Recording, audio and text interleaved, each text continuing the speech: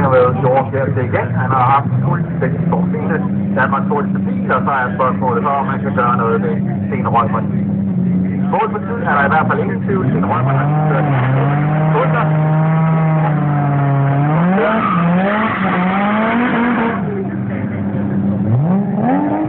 Sten Røgman, som jo har for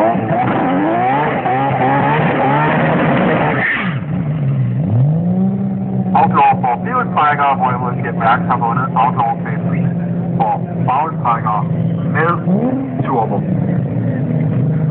Jet Mærks har jo et langt startnummer, det betyder, at han oprindeligt er startet over i sprintklassen, men han har så simpelthen kørt for hurtigt, og det må man sige, det har været en kæmpe succes.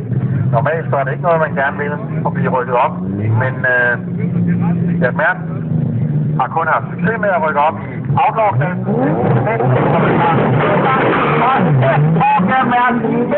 En super start i sin kalender. Han er foran. Hvad her bliver det? Det er meget stærkt på. Meget stærkt på. Og vinder! Ja! Vinder! Jet Mærks vinder! Det var nogle